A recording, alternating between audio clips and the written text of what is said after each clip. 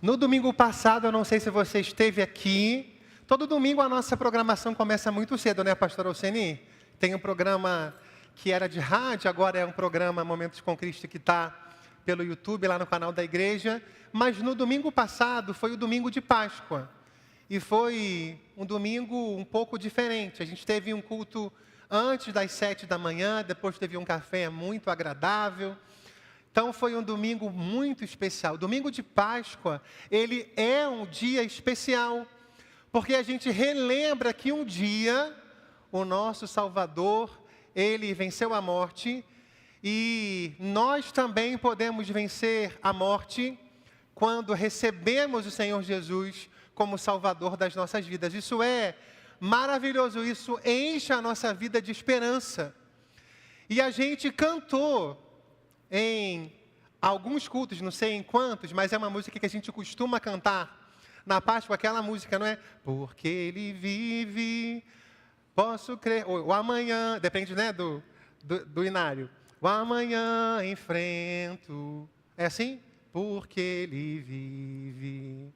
Aí a gente enche o peito e fala, mas eu bem sei que é dele o meu futuro. E a vida vale a pena, vou parar de cantar, não é? E a vida vale a pena, Cristo vive está, não é? E a gente saiu daqui animado na segunda, e depois da segunda vem o que, gente?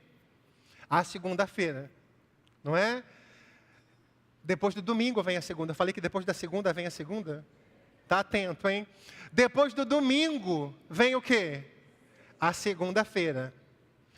E, gente, pode não ser brincadeira, mas muitas pessoas, quando vai chegando domingo à noite, começam a viver uma angústia, que às vezes é até física.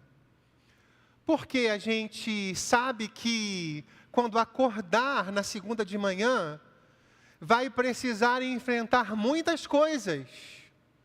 Algumas que a gente nem imagina. E a gente, então, parece que se esquece diante dos problemas, daquilo que a gente cantou algumas horas atrás, que a gente pode seguir com fé, que a gente pode ter esperança, porque Ele vive, o amanhã enfrenta, a gente chega, canta cheio de fervor, mas o medo nos alcança. E eu quero ler com vocês essa noite, relembrar um texto conhecido de todos nós, que é um texto que descreve um momento depois da ressurreição, depois desse momento da Páscoa. Quando dois homens, dois discípulos, na verdade a gente não sabe se eram dois homens, mas dois seguidores de Jesus, estavam ali caminhando e sofrendo, tristes, porque estavam frustrados, porque aquele que veio para salvar e mudar a história de um povo, agora estava morto. Talvez eles até tenham ouvido, né, o que algumas mulheres relataram, mas estavam focados na tristeza, focados no problema, na preocupação, como se estivessem numa segunda-feira de manhã, logo depois da ressurreição. Então, eu quero convidar você a abrir a sua Bíblia em Lucas, capítulo 24. E a gente vai ler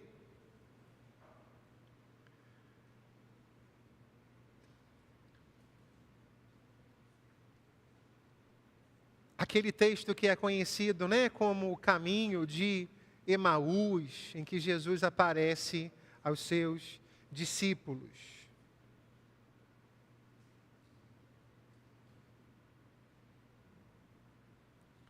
E a gente vai ler a partir do versículo 13. Lucas 24, versículo 13, diz o seguinte: naquele mesmo dia, dois deles estavam indo para um povoado chamado Emaús, a 11 quilômetros de Jerusalém. No caminho conversavam a respeito de tudo o que havia acontecido.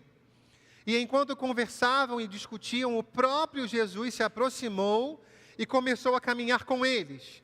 Mas os olhos deles foram impedidos de reconhecê-lo. Ele lhes perguntou: sobre o que vocês estão discutindo enquanto caminham? Eles pararam com os rostos entristecidos. Um deles, chamado Cleopas, perguntou-lhe: você é o único visitante em Jerusalém que não sabe das coisas que ali aconteceram nestes dias? Que coisas? Perguntou ele. O que aconteceu com Jesus de Nazaré? Responderam eles. Ele era um profeta, poderoso em palavras e em obras diante de Deus e de todo o povo. Os chefes dos sacerdotes e as nossas autoridades o entregaram para ser condenado à morte e o crucificaram. E nós esperávamos que era ele que ia trazer a redenção a Israel. E hoje é o terceiro dia desde que tudo isso aconteceu. Algumas das mulheres entre nós nos deram um susto hoje. Foram de manhã bem cedo ao sepulcro e não acharam o corpo dele. Voltaram e nos contaram ter tido uma visão de anjos que disseram que ele está vivo. Alguns dos nossos companheiros foram ao sepulcro e encontraram tudo exatamente como as mulheres tinham dito, mas não o viram. Ele lhes disse: como vocês custam a entender e como demoram a crer em tudo que os profetas falaram. Não devia o Cristo sofrer essas coisas para entrar na sua glória? E começando por Moisés e todos os profetas, explicou-lhes o que constava a respeito dele em todas as Escrituras. Ao se aproximarem do povoado para o qual estavam indo, Jesus fez como quem ia mais adiante, mas eles insistiram muito com ele: fique conosco, pois a noite já vem, o dia já está quase findando. Então ele entrou para ficar com eles. Quando estava à mesa com eles, tomou o pão, deu graças, partiu e o deu a eles. E então os olhos dele foram abertos e o reconheceram, e ele desapareceu da vista deles. Perguntaram-se um ao outro: não estava queimando o nosso coração enquanto ele nos falava no caminho e nos expunha as Escrituras? Queridos, eu não sei o que você vai enfrentar amanhã, segunda-feira de manhã. Talvez você, como muitas pessoas, quando começa a tocar a música final de um programa muito assistido num canal de televisão, uma angústia invada o seu coração. Mesmo você tendo saído daqui e tendo relembrado muitas verdades que enchem o nosso coração de esperança. E a primeira coisa que eu preciso te dizer é que isso é normal. Porque pode ser que você, porque frequenta uma igreja, porque já confessou a Jesus como Salvador da sua vida, tenha medo de confessar que tem medo. Mas é muito bom a gente saber que a gente serve a um Deus para quem a gente não precisa esconder nada do que a gente sente. Ele conhece o nosso coração, conhece a nossa humanidade. E nós sentimos medo, nós ficamos ansiosos. O que esse texto pode, então, nos ajudar a relembrar ao longo da nossa caminhada depois da Páscoa, depois de um domingo. Quero, então, pensar com vocês em algumas coisas. E a primeira delas é a seguinte: eu e você precisamos continuar caminhando. Nós precisamos continuar caminhando. Nesse texto a gente vê duas pessoas tristes, com motivos para ficarem tristes. O homem que eles seguiam, o líder que veio para mudar a história de um povo, da maneira que eles imaginaram que seria a libertação e essa mudança, agora estava morto. Talvez tenham ficado ali não sei quanto tempo parados, chorando, refletindo, mas eles precisavam voltar para casa. Eles precisaram voltar a caminhar. E eu quero dizer que eu não sei o que você tem passado, eu não sei o que você tem vivido, que talvez te faça pensar em desistir de caminhar, em desistir de viver. Eu quero te dizer que o convite do Senhor para nós é: continue caminhando. O meu telefone toca todos os dias às 6 da manhã. Há dias que ele toca de 10 em 10 minutos até às 7. Até que eu levanto. E eu te pergunto, eu levanto porque eu quero levantar? Claro que não. Eu levanto porque eu preciso levantar. Porque se eu deitado ficar, deitado, vou querer ficar. Não se entregue. E falo isso com todo temor, porque a gente pode estar vendo aqui você, mas só Deus sabe o que você tem passado. E há coisas que, para quem não está vivendo a experiência, é muito fácil dizer: ah, que isso? Continua aí seguindo. Você sabe o que você tem passado. Mas eu creio que Deus deseja que você, depois de ter chorado, continue caminhando. Quanto mais nós deixamos de caminhar, mais parados a gente quer ficar. Se você faz um exercício regularmente e se machuca, não é difícil voltar? Porque a gente também se acostuma a ficar parado. Nós precisamos continuar caminhando. Eu creio nisso. A segunda coisa que quero pensar com vocês é que em muitos momentos da nossa caminhada, a gente não vai saber que Jesus está com a gente, caminhando do nosso lado. E por isso a gente precisa acreditar que mesmo sem ver ou perceber, Deus é um Deus que não nos abandona.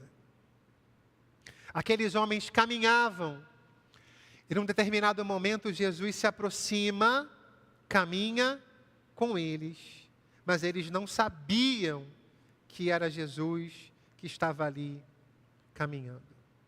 E quantas vezes nós pensamos que fomos abandonados por Deus, tamanho é o problema que a gente passa. Nos sentimos tristes, nos sentimos abandonados por um Deus de amor, não entendemos algumas coisas que acontecem nas nossas vidas. E a gente pode até não verbalizar, mas no nosso coração a gente repete o que Jesus disse na cruz. Meu Deus, por que que o Senhor me abandonou? Muitas são as histórias da Bíblia que nos mostram que pessoas só perceberam depois que não estavam sozinhas. Por exemplo, a história de Agar, que estava grávida, triste. A mulher para quem ela trabalhava, a tratava com desprezo, como se ela fosse uma coisa. E ela pensou, não vou mais aguentar isso. E ela não aguentou. Fugiu daquela casa, andou, parou num lugar deserto, e nessa hora Deus mandou um anjo. E esse anjo disse: onde você estava? Para onde é que você está indo? E ela então contou o que estava acontecendo. E o anjo disse: fica tranquila e volta para casa onde você trabalha, porque Deus vai cuidar de você. Eu sei que você está grávida. Coloca no seu filho o nome de Ismael. E Agar, que achou que estava abandonada, deu àquele lugar o nome: Deus é um Deus que me vê. E talvez hoje você se sinta abandonado, triste. E eu quero te relembrar que o nosso Deus é um Deus que te vê, mesmo que você não o esteja percebendo. Deus é um Deus que vê o seu sofrimento, que te ama, que se importa com a sua vida. Em terceiro lugar, nessa nossa caminhada depois da Páscoa e depois do domingo, na nossa caminhada da vida, a gente precisa entender que caminhar com alguém é muito melhor do que caminhar sozinho. Porque Deus coloca na nossa vida pessoas para caminharem com a gente. E eu gosto de pensar que naquela caminhada, apesar das tristezas, aqueles 2 discípulos abriam o coração um para o outro e contavam um para o outro o motivo da sua tristeza.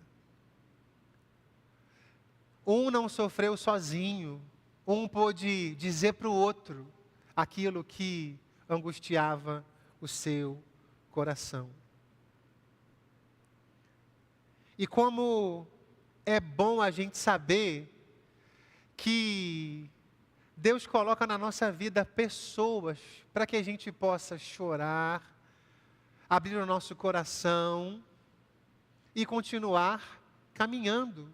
Sem isso, a gente não consegue caminhar, porque Deus não nos fez para que a gente caminhe sozinho. A Bíblia diz em Eclesiastes 4, 9 e 10 que é melhor ter companhia do que estar sozinho. Se um cair, um amigo ajuda o outro a se levantar. Mas pobre do homem que cai e não tem quem o ajude a se levantar. Por isso, esse nosso grande encontro aqui, ou domingo, ou no pequeno grupo, ou na classe de EBD, ele é fundamental para a nossa vida. Porque aqui nós podemos compartilhar as nossas fraquezas e caminhar juntos. Como tem gente sozinha, como tem gente buscando ajuda e não encontrando. Nós, essa igreja, também temos essa missão de sermos o ouvido de Jesus materializado nesse tempo, de sermos os braços e os abraços de Jesus materializados nesse tempo, de sermos o alimento através da cesta básica que a nossa igreja leva, o remédio materializados, levando Jesus a outras pessoas. Essa igreja, como toda igreja, não é uma igreja perfeita. Mas nós precisamos caminhar juntos. É isso o que o Senhor espera de nós. Se você tem só entrado aqui e saído, não faça isso. Se você poderia estar aqui presencialmente, tem assistido ao nosso culto, participado do nosso culto apenas de casa e poderia estar aqui, venha aqui. Eu adoro abraçar, gente. Vocês já viram, né? Eu atrapalho o culto aqui aberto. O culto começou, eu saio passando aí, não é? Ah, como é bom a gente viver isso. A gente precisa disso. Nessa caminhada, Deus deseja que a gente seja esse alguém para outra pessoa, e Ele vai colocar outra pessoa para ser usada por Ele, para abençoar a nossa vida. Tem hora que a gente quer ficar sozinho, não é verdade? É verdade, tudo bem. Todo mundo, né? Mas a gente tem que caminhar com as pessoas. Em último lugar, gente, uma coisa que nesse texto é linda da gente ver é que eles compartilham que o coração deles ardia quando Jesus fazia o que com eles? Quando Jesus compartilhava as Escrituras. Nós, para a gente continuar caminhando, a gente precisa conhecer isso daqui. Porque isso daqui tem verdades eternas do Senhor para a nossa vida, que nos enchem de esperança, que nos mostram histórias de homens e mulheres que, como nós, sofreram, mas a gente vê a história de cima. Então, relembrar o que esses homens viveram, nos lembra que o Deus deles também é o nosso Deus. E olha, aqui na igreja nós temos o privilégio de ter uma EBD pensada com muito carinho, de maneira muito séria. E a Bíblia, ela é sim para ser lida de maneira devocional, antes de você dormir, no Bom Dia Amigo que o pastor Israel te manda. Mas a Bíblia precisa ser estudada. E muitas pessoas frequentam a igreja anos e não conhecem a Bíblia. Tem um programa numa rádio cristã, como é cristão, vou fazer propaganda que tem tanta porcaria tocando aí. Eu tenho uma teoria, deixa eu compartilhar aqui para vocês entenderem. No meu carro, a gente só escuta a Rádio 93. Por quê? Porque eu sei que meus filhos, eles vão ouvir um monte de coisa num ambiente que eu não posso controlar. Então, no carro, essa é a música que toca. Porque ali, de alguma maneira, eles também vão sendo relembrados de verdades importantíssimas para a vida deles. Mas eu não tenho ilusão de achar que é só isso que eles escutam. Não tenho mesmo. E tem lá um quadro bom de Bíblia. Hoje eu estava escutando. E aí, você é de qual igreja, tal? E vamos lá para o bom de Bíblia? Vamos. Pergunta básica. A ouvinte que frequenta a igreja lá dela, que ela falou assim, há quanto tempo, não soube responder. E é possível que você frequente uma igreja anos e não estude a Bíblia de maneira séria, não é?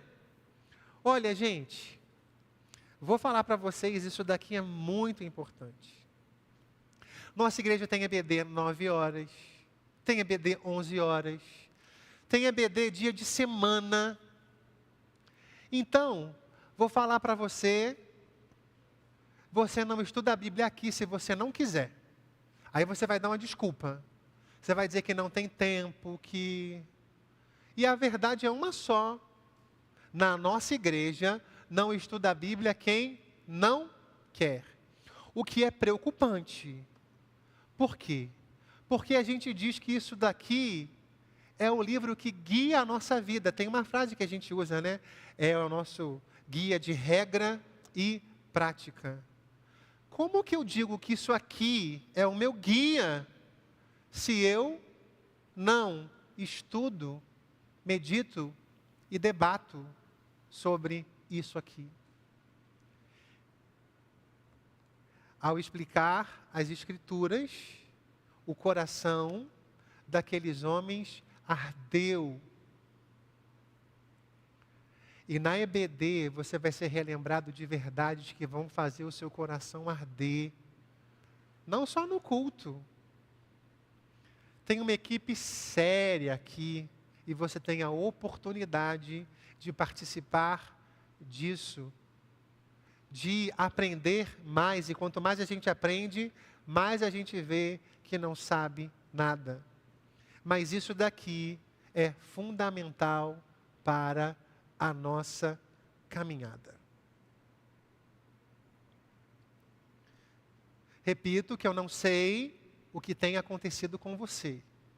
Talvez o seu desejo seja o de não continuar caminhando, o de não continuar vivendo. Não se entregue, não se entregue. Deus é Deus e de alguma maneira Ele vai se revelar a você. Não se entregue, continue caminhando. Deus é um Deus que te vê, que coloca pessoas para caminharem com você e que deixou a palavra dele para que você possa conhecê-lo mais e mais e ficar perplexo com esse plano de amor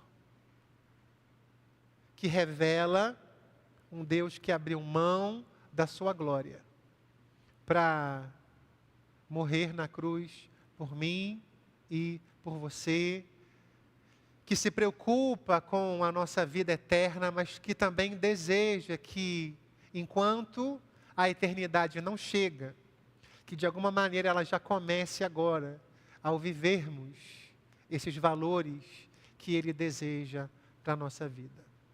A gente vai cantar agora, Binho, sobre a bondade de Deus. E a gente deixou o nosso momento de intercessão agora para o final, porque eu quero orar pela sua vida. A gente vai cantar, és fiel em todo tempo. E a gente vai colocar as nossas segundas-feiras diante do Senhor, para que Ele, então, nos faça caminhar, apesar do medo, crendo que mesmo sem ver, mesmo que a gente não o perceba, Ele é um Deus que não nos abandona. Se você deseja expressar, talvez aquilo que você entende como sendo a sua falta de fé, mas eu não acho que quem tem medo não tenha fé. Quem tem medo é humano. Eu quero te convidar a ficar de pé, ou vir aqui à frente. Eu me coloco aqui reconhecendo também que preciso relembrar todos os dias quem é o nosso Deus.